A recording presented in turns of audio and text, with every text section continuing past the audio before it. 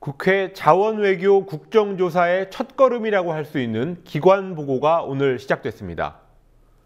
총리 후보자 임명동의안 상황이 워낙 급하게 돌아가는 바람에 큰 주목을 끌지는 못했습니다. 그러나 이명박 대통령이 얼마 전 출간한 회고록에 어떤 뻥튀기가 들어있는지를 보여주는 근거가 오늘 나왔습니다. 조아라 PD가 취재했습니다. 국회 해외자원개발 국정조사 기간보고 첫날인 오늘, 이명박 전 대통령이 회고록에서 자원개발 회수금을 10배 이상 부풀렸다는 주장이 나왔습니다. 이게 이명박 정부가 만들어낸 자원외교 실적입니까? 그 이전 실적입니까? 이거 이렇게 포함시켜서 기회수율에 과다하게 기회수율 잡는 게 맞습니까? 정직한 건가요?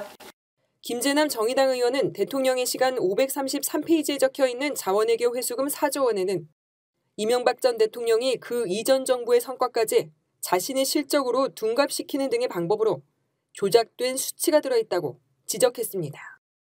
김영삼 정부 시절인 1999년 시작한 영국 캡틴 광고 사업에서 회수한 2조 원과 노무현 정부가 시작한 미국 앵커 광고 사업에서 회수한 4,400억 원을 MB의 실적처럼 적어놨다는 겁니다.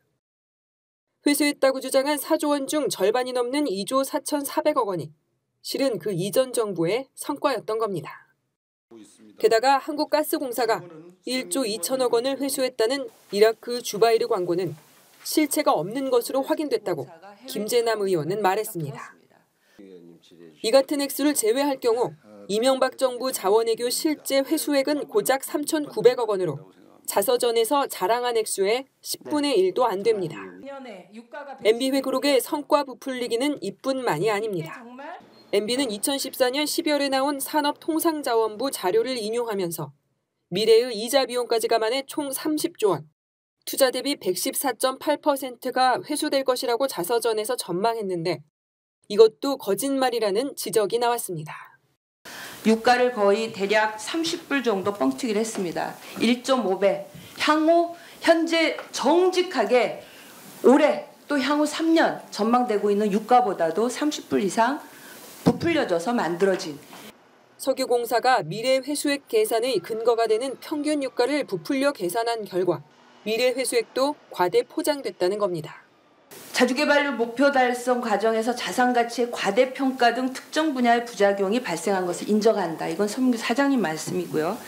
결국은 이명박 정부 시절에 한 13조 원 쏟아부으면서 이렇게 했던 무리한 투자, 이거 결국은 석유공사가 달성해야 할, 담당해야 할 정부로부터 주어진 자주개발률을 높이기 위한 것이었다. 이렇게 봐도 되겠습니까? 인정하십니까? 저 1월 20일자 답변은 전 지금 기억을 못하겠습니다만 의원님 말씀을 믿겠습니다. 네. 지금까지 2조 원의 손실을 본 것으로 알려진 캐나다 하베스트 날을 인수하는 과정에서는 현행법 위반과 수치 조작이 있었다는 주장도 나왔습니다. 박완주 새정치민주연합 의원은 한국석유공사에서 해외자산 인수의 타당성을 검토하는 리스크관리위원회가 2009년 10월 하베스트 인수가 한국석유공사법에 저촉된다는 의견을 냈지만 문제가 없다는 정부의 견해대로 통과됐다고 지적했습니다. 이렇게 이미 공사법 위반이고 그리고 그 뒤에 누가 이거를 개정했느냐. 제가 알기로는 이상득 전 의원님께서 공사법 개정안을 냅니다. 한편 자산 인수에 따른 수익의 정도를 알 수 있는 이른바 내부 수익률은 하베스트 날의 경우 애초 5.0%였습니다.